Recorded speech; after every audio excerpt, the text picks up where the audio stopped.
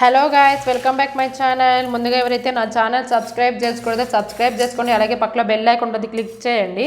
మీకు కానీ నేను చేసే రెసిపీస్ నచ్చితే ప్లీజ్ లైక్ అండ్ షేర్ చేయండి.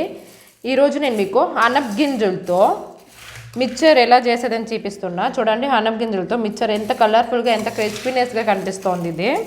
సో మనం దీన్ని ఇంట్లోనే ఈజీగా చేసుకుని వచ్చండి, త్వరగా అయిపోతుంది. ఈవినింగ్ స్నాక్స్కి, అన్నానికి నెంచుకునేదానికి, అన్ని దానికి పర్ఫెక్ట్గా కాంబినేషన్ చాలా బాగుంటుంది అనమాట. సో దీన్ని ఎలా చేసేది, దీనికి ఏమేమి కావాలి అనేసి మనం రెసిపీలోకి వెళ్ళిపోదాం రండి. అనప గింజలు అయితే నేను దీన్ని నానబెట్టి పితికి పెట్టుకున్నా. మిక్చర్కి అయితే మనకి పితికిన పప్పే ఉండాలండి అనప గింజలతో.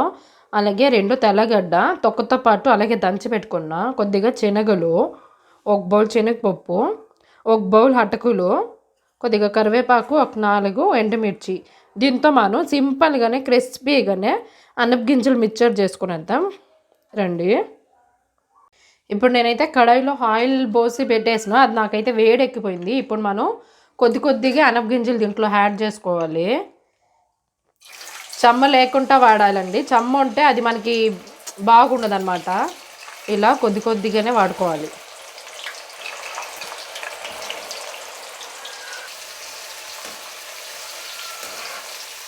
చూడండి ఎంత బాగా కనిపిస్తుంది కదండి. ఇలా మనం ఆయిల్తో కొద్దిగా వేపుకోవాలి. ఈ అనప గింజల్లో మిక్చర్ మనం చేసి ఒక బాక్స్లో స్టోర్ చేసి పెడితే మనకి చాలా రోజులు ఉంటుందండి. మనకి ఈవినింగ్ స్నాక్స్కి, లేకపోతే అన్నానికి నెంచుకునేదానికి, అన్ని దానికి చాలా బాగుంటుంది టేస్ట్. ఇది బాగా ఫ్రై అవ్వాలన్నమాట. ఇది మనకి ఫ్రై అయ్యిందని ఎలా తెలుస్తుంది అంటే, ఈ నొరగా ఏదైతే ఉంది బొబ్బల్స్, ఇవన్నీ స్టాప్ అయిపోవాలి. ఇది ఏది బొబ్బల్స్ లేకుండా ఫుల్ ప్లెయిన్గా ఆయిల్ లాగా ఉంటే మనకి ఇది ఉడికిందనమాట. ఇలా అంటే మనకి అది సౌండ్ వస్తుంది, టక్కని సౌండ్ వస్తుంది. అప్పుడు మనకి అనప గింజలు ఉడికిందనమాట. ఇది కొద్దిగా లేట్గా ఉడుకుతుందండి. ఒక 10-15 నిమిషాలు అయితే టైం తీసుకుంటుంది.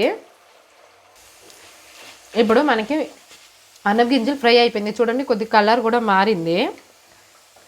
దీన్ని మనం ఇలాంటి స్టీల్ బౌల్లో దేంట్లోనా ఇలా వేస్తే, దీన్ని ఇలా కొడితే సౌండ్ రావాలి. అప్పుడు మనకి ఇది బాగా ఉడికిందనమాట. కొద్దిగా స్పైసీగా క్రిస్పీగా ఉండాలి. ఇప్పుడు మనం దీన్ని సైడ్లో ఒక బౌల్లో ఎత్తుకునేద్దాం.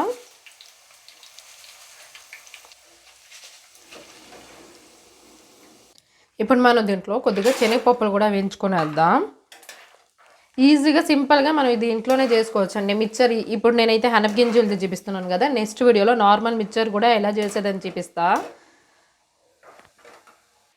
ఇది కూడా కొద్ది కలర్ మారే వరకు ఫ్రై చేసుకోవాలండి. ఇది కూడా క్రిస్పీనెస్ వచ్చేదాకా ఫ్రై చేసుకోవాలి. ఇప్పుడు మనం శనగపప్పులు కూడా ఎత్తుకునేద్దాం. చూడండి, కలర్ అయితే మారింది, క్రిస్పీగా కూడా కొద్దిగా ఉంది. దీన్ని ఇప్పుడు మనం సైడ్లోకి ఎత్తుకునేద్దాం.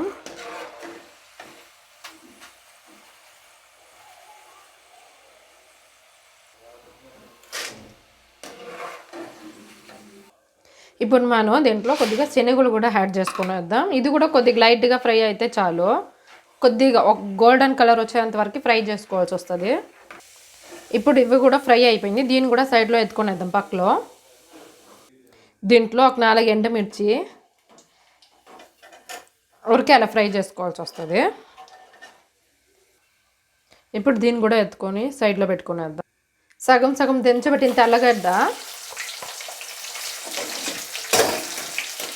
ఇది కూడా లైట్ ఫ్రై అంటే చాలండి, ఎత్తుకునేద్దాం. అలాగే దీంట్లో కొద్దిగా కరివేపాకు. ఇప్పుడు ఇవి కూడా ఎత్తుకునేద్దాం. ఇప్పుడు ఇలాంటిది మీ ఇక్కడ ఉంటే వడగెట్టేది ఫ్రై చేసేది తీసుకొని దీంట్లో కొద్దిగా అటుకలు వేసుకొని ఫ్రై చేసుకుంటుండా.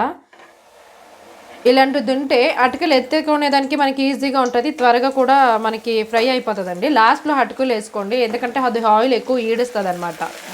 ఇప్పుడు చాలు, దీన్ని ఇప్పుడు మనం ఎత్తుకునేద్దాం. ఇప్పుడు ఇవన్నీ ఫుల్ ఫ్రై చేసుకున్న తర్వాత ఇలా ఒకసారి కలుపుకొనియండి. చూడండి ఎంత బాగా కనిపిస్తుంది. ఆ సౌండే మనకి క్రిస్పీనెస్ ఎలా ఉందని తెలుస్తుంది. ఇప్పుడు మనం దీంట్లో కొద్దిగా ఉప్పు, కారం, పసుపు యాడ్ చేసుకునేద్దాం. నేను ఇక్కడ 2 టేబుల్ స్పూన్ మిరపొడి అయితే యాడ్ చేసుకుంటున్నా. మీకు కారం ఎంత కావాలో చూసి యాడ్ చేసుకోండి. అలాగే 1/2 టీ టేబుల్ స్పూన్ పసుపు, 1/2 tea table spoon salt.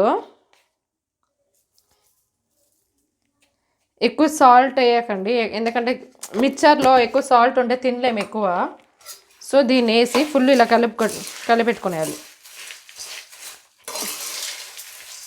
Evening స్నాక్స్కి ఎవరైనా ఇంటికి గెస్ట్ వచ్చేటప్పుడు ఇలా చేసి పెట్టుకుంటే వాళ్ళకి కాఫీ టీతో పాటు దీన్ని మనం సర్వ్ చేసుకోవచ్చు. పిల్లలు కూడా స్కూల్ నుంచి వచ్చిన తర్వాత, ఆఫీస్ నుంచి వచ్చిన తర్వాత ఏమైనా తినేదానికి కావాలంటే మనం ఇలా చేసి ఒక బాక్స్లో స్టోర్ చేసుకుంటే అర్జెంటుగా కూడా మనం వాడుకోవచ్చు. అన్నంలో నేర్చుకోవడానికి కానీ, అలాగే మనం స్నాక్స్గా కానీ మనం వాడుకోవచ్చు. చూడండి ఎంత బాగుంది, ఎంత కలర్ఫుల్గా, ఎంత బాగా కనిపిస్తుంది కదండి. సో మీకు కానీ ఈ రెసిపీ నచ్చితే ప్లీజ్ లైక్ అండ్ షేర్ చేయండి. అలాగే ఎవరైతే నా ఛానల్ సబ్స్క్రైబ్ చేసుకోలేదో ముందుగా నా ఛానల్ సబ్స్క్రైబ్ చేసుకోండి.